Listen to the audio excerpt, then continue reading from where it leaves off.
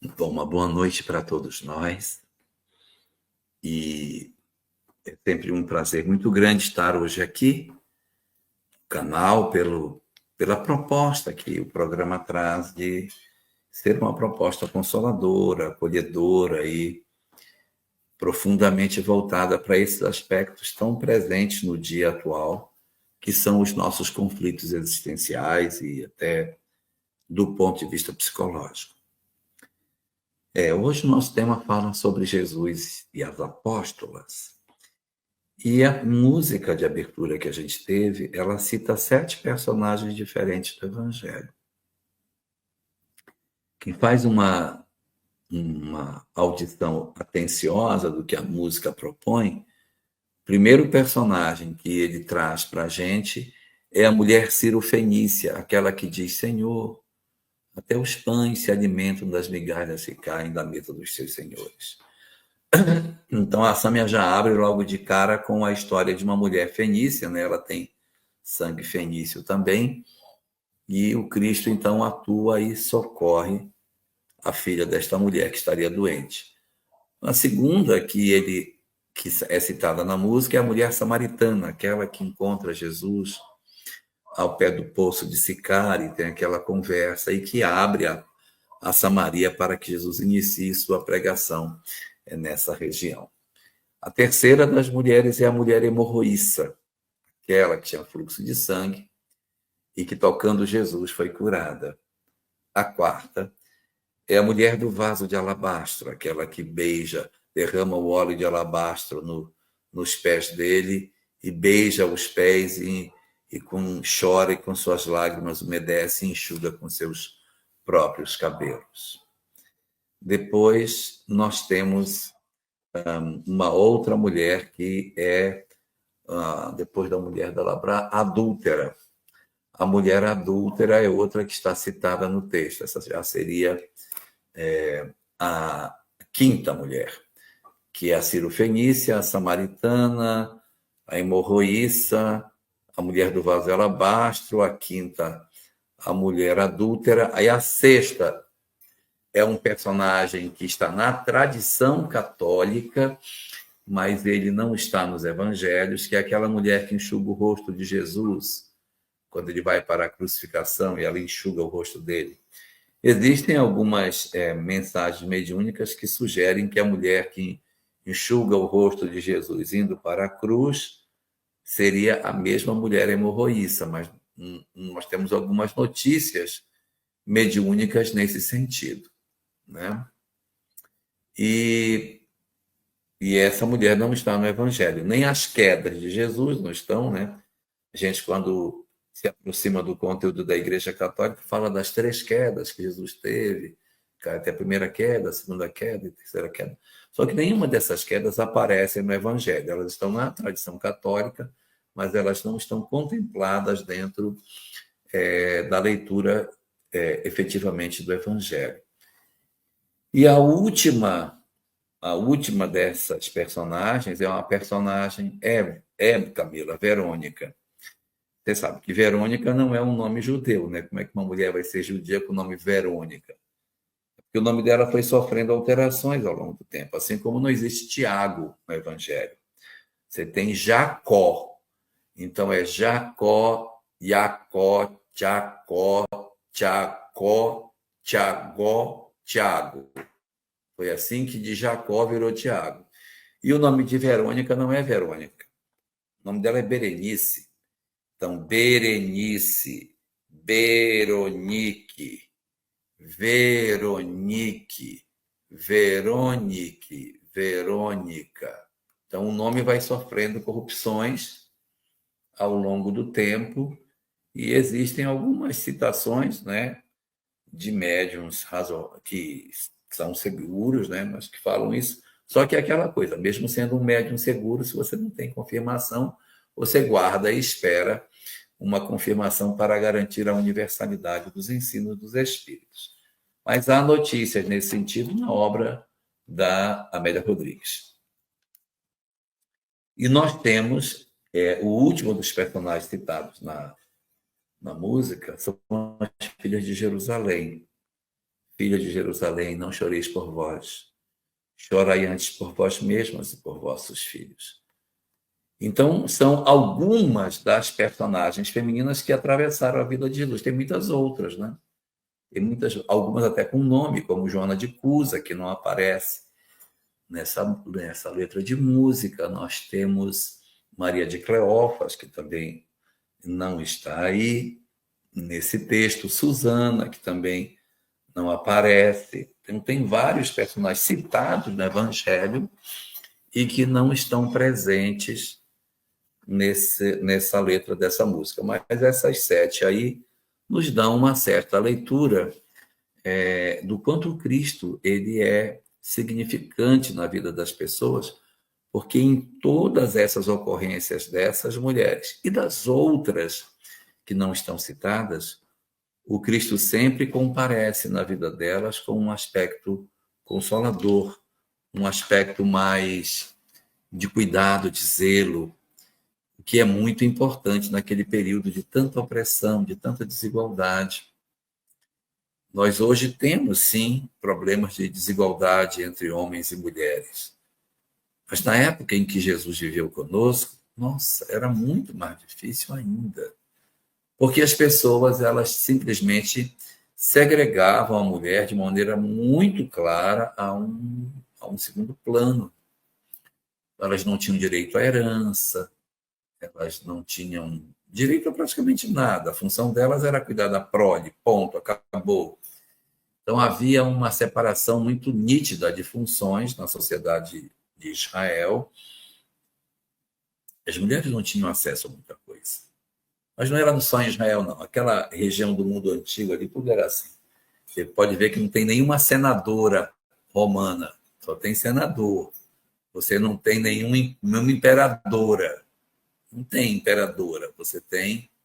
Imperadora é diferente de imperatriz. Tá? A imperatriz é a esposa do imperador, assim como a embaixadora é a mulher que faz o papel da embaixada. E embaixatriz é a esposa do embaixador. Então, você não tem nenhuma imperadora, tem imperatrizes, que são as esposas dos seus governantes. Ou seja, há muita sinalização machista ao longo de todo esse tempo. Hoje a gente ainda tem, mas a tendência é que esse distanciamento vá diminuindo. E o Cristo, com essa visão de vanguarda, de entendimento da igualdade das criaturas, trata de forma muito igual. Né? Quando ele coloca Maria no meio das pessoas, Maria de Betânia, para que ela aprendesse, dizendo: Maria escolheu a melhor parte, a qual não lhe será tirada, mostrando que ela poderia estar, sim, entre os homens, por que não? Quando ele permite que todas elas participem da sua vida, das suas pregações, dos seus momentos de ensinamento, sem segregá-las, sem tratá-las como se elas fossem indivíduos de segunda categoria, é também um indicativo muito forte da percepção do Cristo de igualdade entre os sexos, que é tão fundamental e tratado, inclusive, em O Livro dos Espíritos, quando Allan Kardec discute conosco a chamada Lei de Igualdade, na terceira parte do Livro dos Espíritos. Mas o nosso tema de hoje fala de Jesus e as apóstolas. Reparem que não é os apóstolos, são as apóstolas. Esse termo apóstolo é um termo assim muito controverso, porque a gente pode encontrar mais de uma definição para esse mesmo objeto. Uma definição muito utilizada para representar o que é um apóstolo é um indivíduo que ele tem duas características essenciais. Primeira, ele tem uma experiência direta com Jesus, ele tem uma experiência direta com o Mestre, e um grande trabalho de evangelização. Se você tiver um grande trabalho de evangelização, mas você não tiver tido um contato direto com Jesus, você não é apóstolo. Mas se você tiver tido um contato com Jesus, mas não tiver um grande trabalho de evangelização, você também não é apóstolo. Você vê que ninguém chama apóstolo Judas Iscariote, chama discípulo. Mas ele nunca foi apóstolo. Por quê? Porque ele não promoveu um processo de divulgação, mesmo tendo convivido perto de Jesus. E você vê a figura de Paulo de Tarso, que já entrou no cristianismo após a crucificação de Jesus, e, portanto, Jesus já havia sido crucificado quando Paulo ingressa no cristianismo. Mas, mesmo assim, ele é chamado de apóstolo dos gentios. Por quê? Como pode, Amanda, ele que ingressou no cristianismo após a crucificação, não tendo tido esse contato da convivência com o Cristo, ser chamado de apóstolo, até porque o trabalho de evangelização dele é gigantesco? A resposta está no seguinte ponto. Ele teve uma experiência pessoal com Jesus. Ele teve. Então, é essa experiência espiritual que ele teve nas portas de Damasco que valida Paulo na condição de apóstolo. Você tem Francisco de Assis, ele não é apóstolo. Não é apóstolo. Porque ele não teria tido um contato direto com o mestre.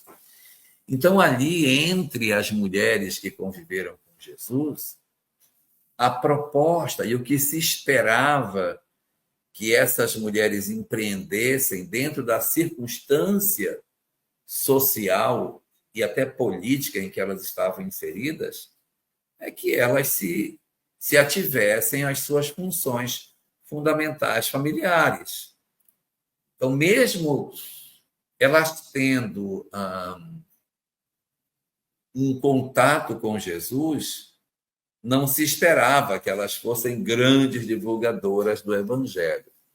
Entretanto, nós temos a personagem Maria de Magdala, que, se nós formos observar o que Maria fez após a crucificação, nós poderíamos dizer que, sim, Maria de Magdala poderia ser inclusa na condição de uma apóstola, porque teve um contato direto com ele e promoveu um magnífico trabalho de divulgação. A mesma coisa a gente poderia dizer de Joana de Cusa, né? Joana de Cusa teve uma experiência pessoal com ele e hoje faz um excelente trabalho de divulgação de sua mensagem. Então, torna-se aí apóstola também. E outras personagens do Evangelho que tiveram um contato direto com ele lá atrás, mas que promoveram a sua transformação e, ao mesmo tempo, um grande trabalho de divulgação dessa mensagem, podem ser categorizadas à condição de apóstolas.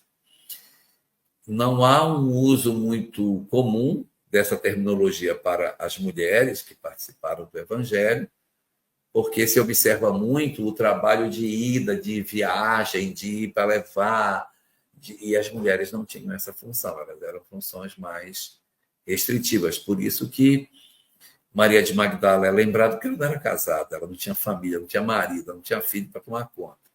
Então, para ela, ficava muito mais fácil essa movimentação para a divulgação da mensagem, né? Bom, mas isso tudo, Amanda, é só para a abertura do nosso trabalho de hoje, né? Porque as discussões sobre mulher, sobre igualdade, sobre o futuro da nossa humanidade diante do espírito feminino, e todas as questões que envolvem esses aspectos são indiscutivelmente essenciais para a nossa noite de hoje. Então, mais uma vez, parabéns a todas e que Deus abençoe o nosso trabalho. É interessantíssimo isso que você traz, Jorge, porque a gente, às vezes, fica imaginando assim, nossa, será que teve apóstolas mesmo, ou então não foi divulgado, ou da forma como você traz, é importante a gente refletir, porque tem essas duas questões, né? Você ter contato direto com Jesus e fazer a propagação da Boa Nova, né? Ou seja, ir de pregar o evangelho a todo canto. Isso é muito importante trazer, porque assim, quando a gente para pensar, né? Poxa, apóstolos, mas será que teve mesmo ou não? Então, é uma questão, às vezes, como você também trouxe, a gente tem desse conhecimento, a questão cultural de não valorização da mulher em si. Veja, você trouxe aí que ela era apenas uma para cuidar da prole, ou seja, para que ela fosse a provedora da família em termos de nascer filhos, né? Ou seja, perpetuar aí a sucessão familiar, não ter direito à opinião, não opinar em nada, ser tratada como um objeto. E é essa propositura que Jesus vem e traz, né, para a gente pensar de que não, não é assim, né? Um fato que me lembrou aqui é o momento da própria esposa de Pedro, eu sou um pouco ruim de nome, a própria esposa de Pedro, né, em que foi convidada para comer junto com eles e que era assim uma quebra de um paradigma, né? Quer dizer, assim, a pregação de todos vocês também têm que viver dentro de casa, começar dentro de casa a mudança, né? E tudo isso, Amanda, para aquela sociedade daquela época, era muito diferente.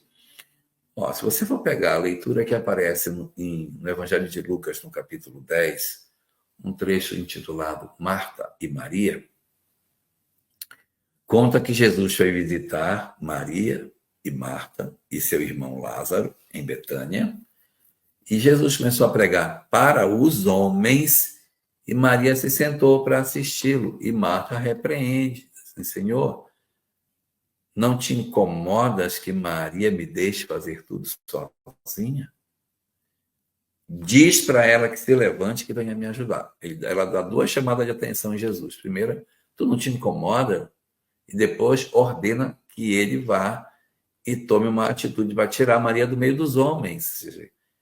Que vergonha uma mulher sentada no meio dos homens. E Jesus não obedece o que ela pede. Maria escolheu a melhor parte, aquela que não lhe será tirada. Quando eu era menino pequeno, assim, tinha a sua idade, eu achava isso muito injusto. Porque ele dizia assim, olha, diz para ela para vir me ajudar na cozinha. Disse, não, não, Maria escolheu a melhor parte, essa não vai ser tirada dela. E eu fazia uma comparação errada na época. Eu dizia assim, poxa, isso aí é como se um pai tivesse dois filhos. Para um filho, ele comprou um carrinho de plástico, daqueles de roda dura, que nem roda direito, que nem tem porta, é um carrinho feio, primitivo, carrinho que acho que nem sei se ainda tem. O carro é todo de plástico, não abre porta, não abre nada. E aí só tem a roda que entra assim, a gente tem que brincar com ele. E para o outro filho, ele trouxe um carro de controle remoto, lindo, que apita, sobe, desce, dá ré, e o menino com controle remoto movimenta o carro. Aí o irmão que recebeu o carro de plástico diz assim, pai, pede para o fulano me dar um pouco para eu brincar com o carro com controle remoto. Aí o pai disse, não, o fulano escolheu a melhor parte e não lhe será tirado. Ora, mas se é a melhor parte, tem que ser tirado para o outro poder usufruir um pouquinho também, né? Era para Jesus dizer assim, não, Marta, tudo bem, eu vou falar para ele lá, e agora você senta para ouvir. Não. E eu demorei muito tempo para entender essa fala de Jesus, quando dizia, Maria escolheu a melhor parte, a qual não lhe será tirada. Quer dizer, ela já escolheu a melhor e ele não vai tirar. Nossa, me parecia muito injusto. Quando eu fui ler em Esperanto a tradução, aí eu entendi. Porque quando você constrói a frase no outro idioma, você consegue ter a chance de ver aquela mesma frase construída de maneira diferente. E lá dizia assim, Maria escolheu a melhor parte, a qual não pode ser tirada. Porque ela não pode ser tirada. Por que a parte é melhor? Porque não pode ser tirado. Quem pode arrancar de Maria o conhecimento espiritual? Então ela escolhe a melhor parte, exatamente aquela parte que não há quem tire conhecimento espiritual de ninguém. Uma vez absorvido, não há como tirar. Então, o que ele estava dizendo para Maria, para Marta, era o seguinte: Marta, eu não estou preocupado com a comida que vai ser servida. Não importa. Esquece isso. Ele diz para ela: Marta, Marta, estás muito angustiada, mas só uma coisa é importante. E ela não estava com a coisa importante. Maria escolheu a melhor parte, a qual não lhe será tirada. E aí você vai entender que ele está dizendo o seguinte: Marta, não quero saber disso aí, não. Deixa isso aí, depois te come. Se não tiver para comer, não come. Agora, isso aqui é importante. Senta, vai ouvir também você. Mas era, na época, uma coisa escandalosa, uma mulher sentada no meio dos homens estudando. Né? Você não tem rabina no judaísmo, não tem rabina.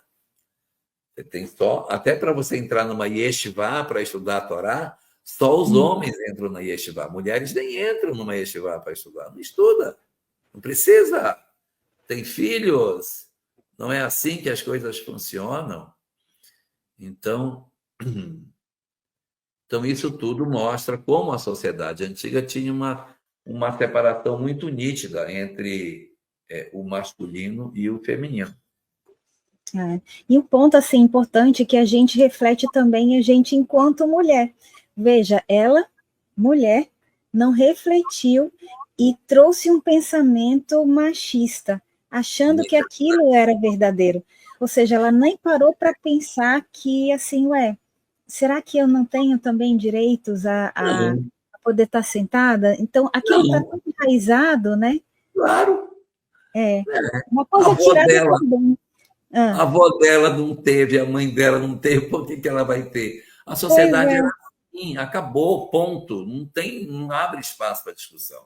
Até o próprio conhecimento, né? O próprio estudo não se era tirado. Então, como você bem lembrou aí, o conhecimento ele abre muito os nossos olhos. Né? Eu costumava até dizer antes, o conhecimento é libertador, mas depende. Então, eu mudei agora. O conhecimento, ele traz muitas reflexões para a gente saber exatamente aquilo que a gente está fazendo, se condiz mesmo com as nossas convicções, né? E Jesus, como é que sintetizou isso? Conhecereis a verdade. E a verdade vos libertará. Mas tem que conhecer a verdade. Se você não conhecer a verdade, você não se liberta. Exatamente. Né? Então, se você estuda dentro de um contexto em que a sociedade tem seus preconceitos, você automaticamente se consagra a uma repetição desse mesmo tipo de comportamento, né? Uhum, A Maria José Gervásio, ela trouxe aqui um comentário antes mesmo de começar a live, né? São as apóstolas mesmo? E aí eu acredito que ela, com a sua explicação também, com a explanação, ficou claro com isso, mas se você quiser comentar alguma coisa com relação a isso, né? Comento, porque, veja, as pessoas estão acostumadas a ver Jesus e os apóstolos. E a gente até repetindo, Amanda, esse mesmo modelo de pensamento, a gente traz para o hoje a ideia de que sim, não, os homens, né? As mulheres não, né?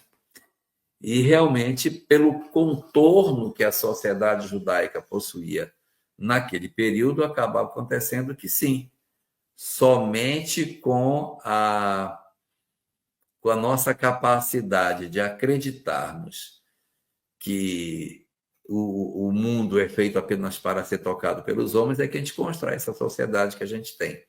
Existe um texto de Vinícius, na sua obra, muito interessante, em que ele diz o seguinte, que o grave problema da humanidade é que ele sempre foi tocado pelos homens, não foi tocado pelas mulheres.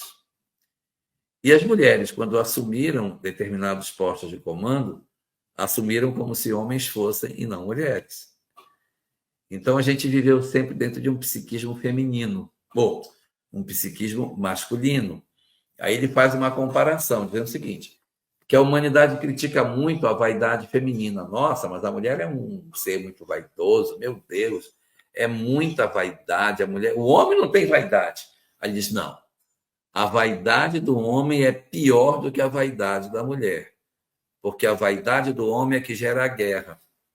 A vaidade do homem gera guerra. Não, mas o meu poder, eu como rei, eu vou invadir, eu vou fazer.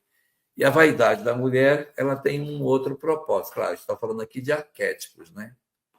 São arquétipos, mas, logicamente, evidentemente, existem as suas exceções. Mas só para a gente perceber como o mundo sempre se conduziu dentro de uma leitura muito masculina. A gente sempre foi muito voltado para uma leitura masculina da nossa sociedade. E deu no que deu. Então, agora a gente está tendo que reconstruir as coisas dentro de uma nova perspectiva mais fraterna, mais humana, banhada com a percepção mais próxima da leitura do materialismo, do feminismo, né? A gente tem aqui também uma pergunta do Artênios Felipe. Ele diz: mulheres como Maria Madalena, Joana e Susana são mencionadas nos evangelhos como seguidoras próximas de Jesus, desempenhando papéis significativos em seu ministério. Sendo elas consideradas primeiras apóstolas? Aí ele pergunta para você, será que elas são as primeiras apóstolas? Boa noite para você, Arrhenius. Seja muito bem-vindo. Olha só, é aquela questão, Arrhenius, por aquela definição de que apóstolo precisa fazer um grande trabalho de evangelização, nós não temos nestas mulheres, pelo menos na leitura que os evangelhos nos dão, uma identificação de que elas sejam, sim, grandes divulgadoras do evangelho. Maria de Magdala, no evangelho, não aparece sendo uma pregadora da mensagem cristã. Nós temos essa notícia pela via mediúnica, mas o evangelho não apresenta Maria de Magdala promovendo grandes informações sobre Jesus. Ela é apresentada como uma mulher que tinha 7 demônios e ponto, acabou, que se transformou, que se curou dos 7 demônios. Joana de Cusa, ela aparece apenas como sendo uma das mulheres que seguiam Jesus e que era casada com um intendente de Herodes chamado Cusa, mas não traz detalhes da sua vida, que a gente também só vai encontrar na via mediúnica. E Susana é menos citada ainda, que ela é citada en passant, naquela parte final já dos evangelhos, das mulheres que acompanhavam Jesus nas suas pregações, mas por via mediúnica a gente não tem informações robustas sobre o que teria acontecido com Susana após a crucificação. Então fica faltando aí esse trabalho apostólico, esse trabalho de divulgação na leitura que os evangelhos nos trazem. E se elas tiverem feito? Bom, aí se elas tiverem feito, elas serão.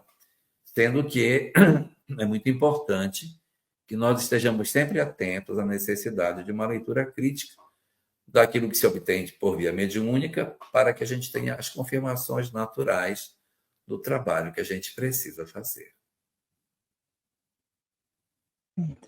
A Sinara, ela traz aqui uma informação e em seguida ela pergunta: Leon Tolstói trouxe no livro Mulheres Fascinantes que Jesus teve várias apóstolas, mas que não poderia falar em razão da sociedade machistas em que viviam. Jorge, qual a sua percepção sobre esse ponto? Olha, é aquela questão. Nós temos aí uma outra obra, né? Agora é Leon Tolstói. Bota de novo o texto aí para eu ver. Leon Tolstói trazendo informações sobre mulheres que são designadas na condição de apóstolas. Então, esta é uma questão que cai no mesmo quadro anterior. Quando a gente tem revelações mediúnicas que trazem citações de personagens, amarrando determinados fatos de suas vidas, nós temos que ter aquela prudência para que isso não entre em rota de colisão com outras revelações mediúnicas, porque isso às vezes até acontece. Você tem um médium que recebe uma mensagem de um autor X, em que ele diz que fulano de tal fez isso. Aí você recebe outro médium, através de outro espírito, que diz que ele fez aquilo. Aí você fica naquela gangorra mental, né? Então, por isso, a importância da gente ter essas leituras. Isso é diferente, em termos de necessidade da universalidade dos ensinos, quando o que se oferece não é sobre nenhum personagem, mas um raciocínio, uma compreensão, uma releitura dos princípios espíritas, que você não precisa ficar aguardando confirmação, porque aquilo já está dentro do corpo doutrinário. É apenas uma organização dos conteúdos para que você veja de outra maneira. Quando isso acontece, a gente recepciona esse material e já os coloca na condição de divulgação dentro das leituras espíritas que a gente faz. Vou dar um exemplo do que eu estou falando. A obra psicológica de Joana de Ângeles traz muita coisa inédita, muita coisa. Mas tudo isso que ela traz não é se referindo a ninguém em particular, porque sabe fulano, por exemplo, fulano era primo de não sei quem, e ele reencarnou como não sei quem. Não tem isso na obra psicológica de Joana. O que nós temos são leituras do processo de autoencontro, de transformação. Então, as mensagens e as informações que ela nos traz são informações que já dá para a gente dizer assim, olha, isso aqui a gente pode acomodar por dentro do conteúdo doutrinário, porque não entra em rota de colisão.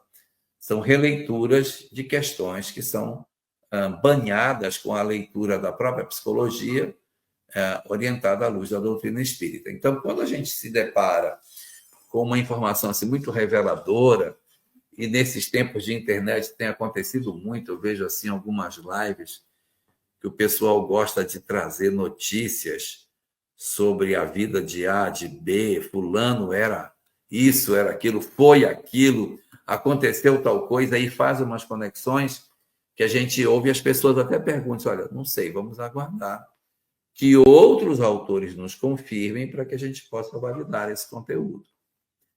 Então, a gente tem tanta informação espírita que nós não precisamos nos abraçar com aquelas que a gente tem a menor dúvida, deixar para ficar só com aquelas que são as que verdadeiramente compõem o edifício doutrinário que Kardec nos legou. Até porque ele dizia assim, é melhor rejeitar 99 verdades do que admitir uma mentira. E é isso mesmo. Então, muitas coisas Kardec viu, anotou, mas não colocou nas suas obras, porque poderiam ser interpretadas de maneira diferente. Eu vou dar 2 exemplos. Por exemplo, a gente chama no Brasil, quando um espírito se densifica e todo mundo percebe, essa mediunidade é chamada de mediunidade de materialização. Kardec nunca chamou de materialização. Porque na época dele dizer que um espírito se materializa, ele estava execrado. Então ele chama de aparição. Aparição tangível e aparição não tangível. Veja o cuidado com a palavra para resolver isso. E uma segunda situação em que isso acontece é quando as pessoas falam que Kardec nunca falou de cidade no mundo espiritual. Isso não tem. Não tem. Isso é invenção do André Luiz.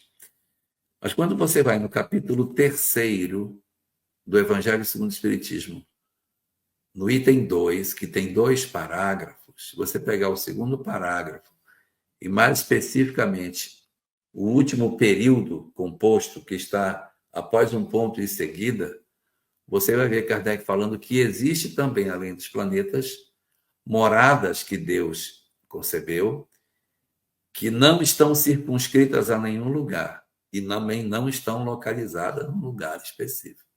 São moradas não circunscritas. Se elas não estão em planeta, elas estão aonde, essas moradas? Hein? Onde elas estão? Então, ele deixa ali essa informação.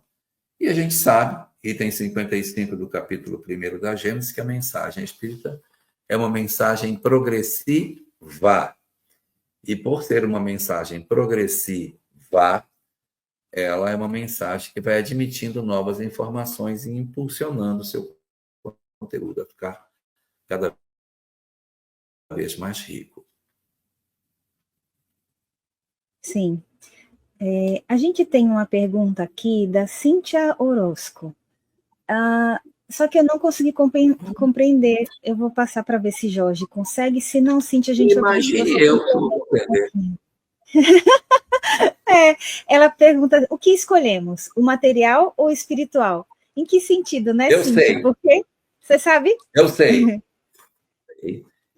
Ela deve Diga. ter posto isso na hora que eu estava falando sobre Marta e Maria. Que Maria escolheu a melhor parte, porque escolheu sentar.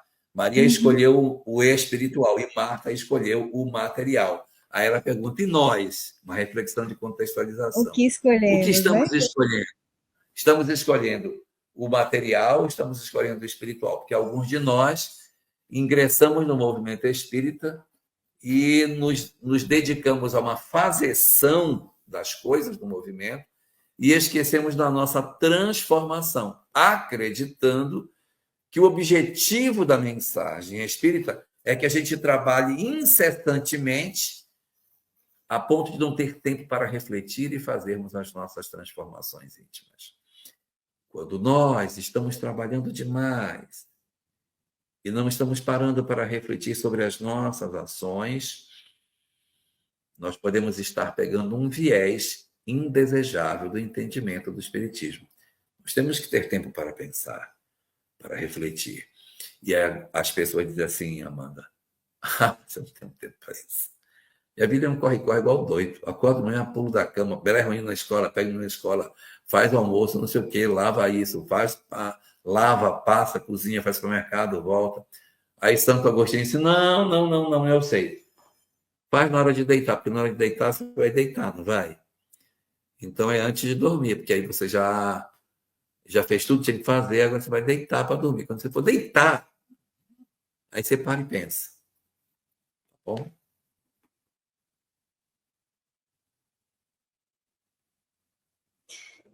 Pois é. Aqui, o Henrique Souza, ele faz uma pergunta. Jorge, podemos afirmar que, além dos apóstolos catalogados nos livros da Bíblia, temos também incontáveis apóstolos e apóstolas anônimos ao longo da história e do tempo? Olá, Vera, boa noite para você. A Vera é que faz a pergunta no nome do Henrique. Ah, sim. Né? A Vera está atrás do Henrique, está vendo ali na foto? Tô vendo. Eu imaginei, quando você falou Vera, eu disse, deve ser ali. Deve ser dessa foto. É que eu brinco com o Henrique, dizendo que não é ele que faz as perguntas, que a pergunta é tudo da Vera, que a Vera é que faz as perguntas e que ele só fica colocando o nome dele na live. Vamos lá, Henrique. Sim, é verdade, existem muitas pessoas anônimas, muitas. O que é muito bonito, não é? Porque nós não podemos imaginar que todas as pessoas que serviram ao Cristo deixaram seu nome na história. Muita gente anônima, fez trabalhos incríveis e que simplesmente a história não lhes anotou o nome. Você quer que eu dê o nome de uma pessoa incrível que passou despercebido na história, não está registrado em lugar nenhum o nome dela, e ela é incrível? Chama-se Alcione. Alcione não está nos livros de história. Ela não existe. Aquela mulher é incrível, mas ela não existe. Se você pega Célia Lúcius, do livro 50 anos depois, que é uma mulher incrível também, alguns até dizem que uma é reencarnação da outra, mas Célia Lúcius, ela está registrada na história, ela é Santa Marina na Igreja Católica. Se eu pegar a história de Santa Marina, porque ele era irmão Marinho, e de Marinho ele virou Marina, ok? Por isso que é Santa Marina. Então, a história de Santa Marina é a história de uma mulher que entrou numa instituição como homem, viveu como homem entre eles, só quando morreu foi saber que era mulher. Que é a história de Lúcia, de Célia Lúcius. Então, a gente tem aí, essa mulher é uma mulher incrível, mas o nome dela está na história. Agora, a Alcione não está, não. Não está em lugar nenhum. Resultado, Graça Lazzarini. Nós temos, sim, muitas histórias anônimas. E aí, Henrique, os grandes nomes do cristianismo que foram devorados pelos leões, que deram seu testemunho naquele período, e ao longo dos séculos subsequentes, quantos homens foram sacrificados em nome da ideia cristã? nem sabemos o nome deles. Homens e mulheres incríveis, sim, nós temos muitos que fizeram grandes obras e nós não sabemos realmente o nome deles.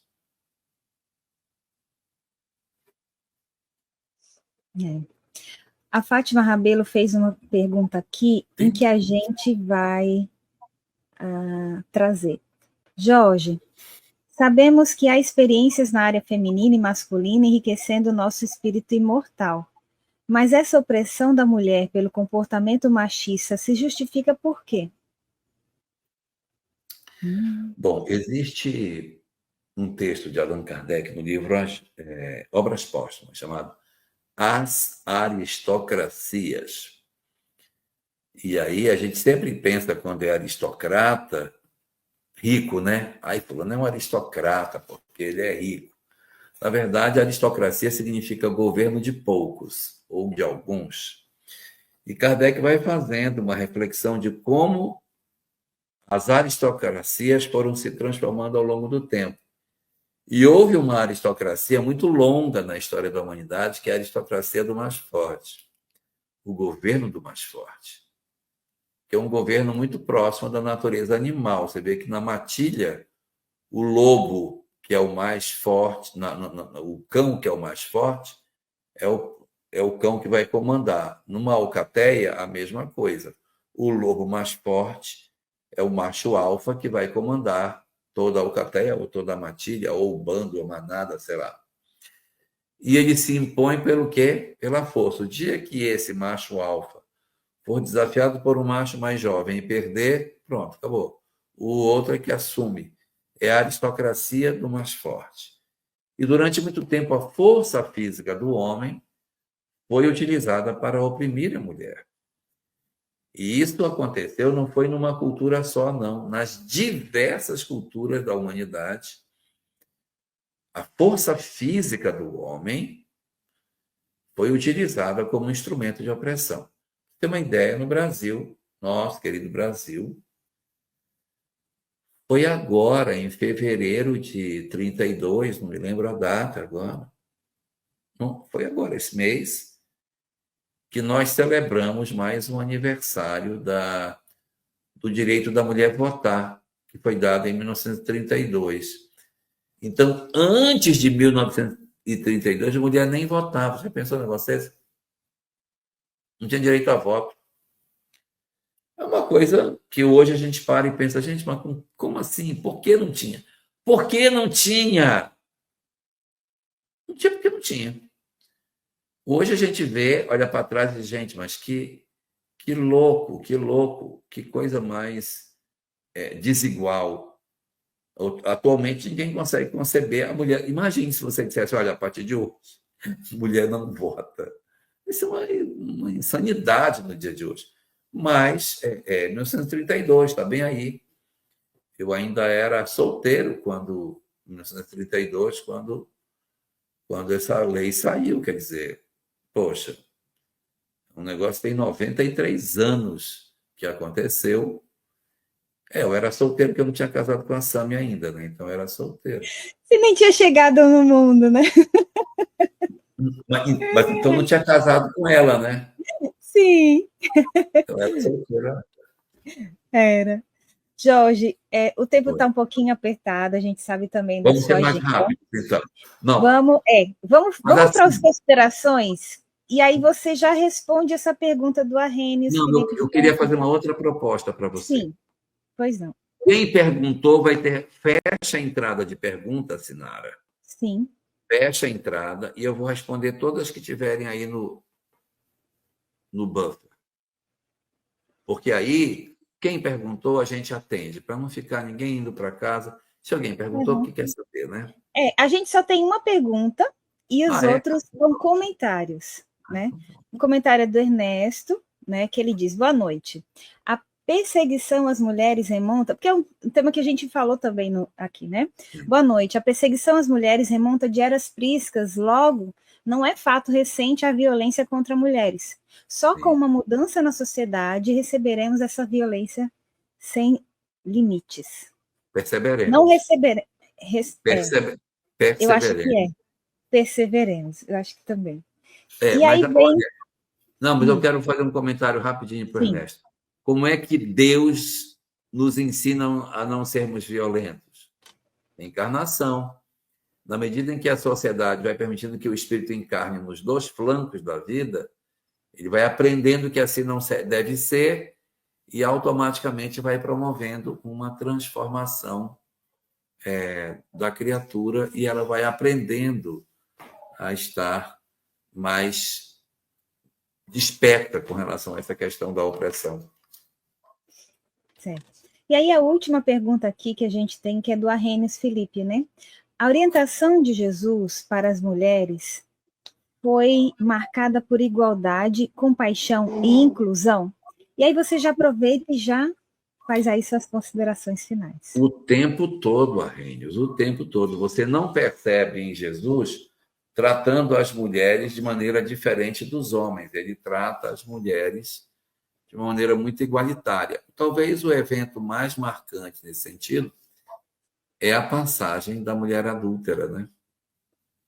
Porque a mulher deveria ser condenada e ele diz: atire a primeira pedra que estiver isento de pecado. E não tira delas responsabilidade, mas pergunta aos outros: e vocês? Vocês estão tudo bem, então? Ninguém aqui está fazendo nenhuma bobagem. Então, isso mostra a percepção que ele tinha de igualdade, o que é uma posição de extrema vanguarda na época que ele viveu. Quem defendeu essa ideia de igualdade da mulher em relação ao homem não tem isso. Por mais lúcidos que os rabinos tenham sido à época do Cristo, como Rabi Akiva, Shimon Bar Yochai, Hillel, Eliezer, meu Deus, um monte de rabinos fantásticos que existiram. Eles não falam de mulher igual ao homem. Um homem, mulher, mulher, né? Então, assim, Jesus trata tudo de uma maneira muito igualitária. Você percebe que ele tem uma capacidade muito grande de envolver ambos nas suas pregações, seguido por um monte de mulheres. Qual era o rabino que era seguido por mulheres? Rabino. E quando a mulher tocou na veste dele, aquela mulher que tocou na veste dele cometeu um monte de erro de uma vez só. Primeiro que mulher menstruada não pode tocar em nada, ela nunca poderia tocar em nada. E ela toca, e quando ela toca num homem, segundo erro. Terceiro, esse homem que ela toca é um mestre, é um rabi. Como que ela toca num mestre? O cara não é marido dela, não é nada. Ela vai e toca nele. Meu Deus, é uma transgressão atrás da outra. E ele não a repreende. Ao contrário, ele diz: quem me tocou, que de mim saiu virtude. E aí ele faz com que ela apareça e ele não diz: o que é que você tinha? Apenas diz: vai, que a tua fé te salvou. Essa capacidade de inclusão, Arrhenius, é singular em Jesus, essa habilidade de entender a alma humana e oferecer para ele, para a alma humana, esse lenitivo do Evangelho. E uma obra que Joana de Ângeles nos legou, nos oferecendo tudo isso de maneira muito clara, é o livro Jesus e Atualidade, que é uma obra onde Jesus é trazido não como o Messias, não como o governador planetário, não como o salvador da humanidade, não como o Filho de Deus, ele não é trazido de forma nenhuma. Sim. Nós temos uma reapresentação de Jesus de uma maneira como ele nunca foi apresentado antes. Jesus, o terapeuta divino, em que ela vai mostrando como que as palavras dele são extremamente terapêuticas, vai cruzando com os adoecimentos da alma e a palavra que o Cristo usou. Depressão, tem essa aqui. Ansiedade, tem essa aqui. Violência, tem essa aqui. Desamor. Então ele pega 20, a autora pega 20 dramas que a criatura humana possui e vai oferecendo com a mensagem do Cristo o lenitivo terapêutico que o Evangelho oferece, mostrando o Evangelho como o quê? Uma grande terapia das almas enfermas. E aí, evidentemente, mulher e homem estão todos eles colocados da mesma forma. Você ainda me ouve? Te ouço sim, só não estou vendo mais sua imagem, só estou vendo um uma Olha, figurinha. voltou, Agora. voltou. Tinha caído minha imagem aqui.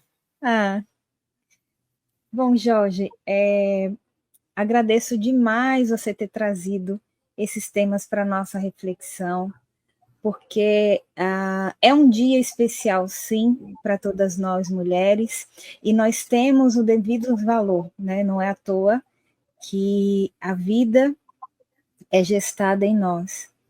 E a gente é grato por essa experiência, né? E a gente bem sabe, né, Jorge, que em outras experiências passadas também fomos homens. Então, somos gratos a Deus por estarmos mulheres nesta existência. Agradeço aí a participação de todos vocês que contribuíram, enriqueceram grandemente a reflexão do tema de hoje. E aí eu vou pedir para você dar alegria, Jorge, para fazer a prece final de radiação. Pode Tá ser? bom. Pode ser sim. Vamos orar? Senhor Jesus, querido terapeuta das nossas almas enfermas, que conheces os nossos amargores, as nossas horas de angústia, os nossos momentos de solidão, e sabes das muitas oportunidades em que desejamos amor em derredor dos nossos passos. Tu que conheces, Senhor, as lacunas profundas que trazemos em nossas almas, o nosso pranto silencioso e os muitos momentos em que a vida nos pareceu ser sem sentido, exatamente porque nos faltava uma compreensão mais exata do propósito de tudo. Mas hoje, iluminados com a luz magnífica do Evangelho que tu nos ofereces, nós queremos te render graças, porque tu nos resgataste da sombra de nós mesmos, oferecendo-nos a possibilidade de entendermos de maneira mais clara a imensa necessidade de amor que nós possuímos. Quando tu nos ofereceste o Deus misericordioso e justo, que compreende as nossas fragilidades e que não nos castiga, mas nos recolhe na condição de filhos pródigos, abrindo os braços para que nós sejamos recebidos com festa. Quando tu nos permites, Senhor, que excluídos pela sociedade que não nos entende, sejamos acolhidos nos teus braços. Quando tu nos propões que tenhamos escolhido a melhor parte e que não nos será tirada. Quando tu nos ofereces a oportunidade de termos os nossos fardos suavizados pelo exercício do perdão e do amor, liberando-nos dos sentimentos amargos da culpa, do ódio e de tantas outras experiências que nos tornam profundamente infelizes, nós, Senhor, conseguimos nos libertar das imensas dores que trazemos nas nossas almas. É por isso, Senhor, neste momento particular que tu nos ofereces, a fim de que reflitamos sobre a profundidade de tua palavra, nós queremos te pedir pelos nossos lares, pelos nossos cônjuges, pelos companheiros e companheiras que nós elegemos e que nos elegeram para serem nossos companheiros de jornada. Ajuda-nos a aceitá-los como são. Ajuda-nos a não exigir a perfeição deles como nós também não somos. e concede-nos, ó Senhor, Senhor, a condição augusta de conseguirmos amar aquilo que é imperfeito, de não esperarmos perfeição, mas entregarmos o que tivermos de nós, cicatrizando nas nossas almas as feridas que ainda trazemos abertas. Também te pedimos pelos nossos próprios corações, que ainda trazem muitos machucamentos das histórias afetivas que tivemos, das ausências, das saudades, das circunstâncias da solidão. Que nós possamos compreender a vida espiritual, o sentido profundo da existência humana e a capacidade de entendermos que as nossas dores, que as nossas lágrimas são instrumentos para refazimento dos nossos próprios caminhos. Ajuda-nos, Senhor, para que quando as lágrimas nos visitem, não apenas nos entreguemos a elas, mas que possamos refletir de maneira profunda a razão pela qual ela nos vem e empreendendo mudanças efetivas nas nossas vidas, oferecendo a cada um de nós a verdadeira possibilidade de aproveitarmos a existência para a mudança das nossas rotas espirituais. É por sabermos da diligência do teu amor, em cuidar de nós em todos os momentos, que nós colocamos os nossos corações nas tuas mãos, Senhor, para que tu cuides dele, para que tu protejas a todos nós, para que tu abençoes a todas as criaturas do planeta, muito especialmente aquelas que desta vez encarnaram no corpo feminino. Que todas as mulheres que oferecem o maior contributo de amor à humanidade, que elas possam receber uma bênção muito particular na nossa noite de hoje, deitando sobre seus corações aflitos a graça da tua misericórdia, principalmente sobre aquelas que soluçam a perda dos seus filhos. Que o teu amor infinito esteja sobre todos nós, Senhor, e que as tuas bênçãos estejam conosco, hoje e sempre.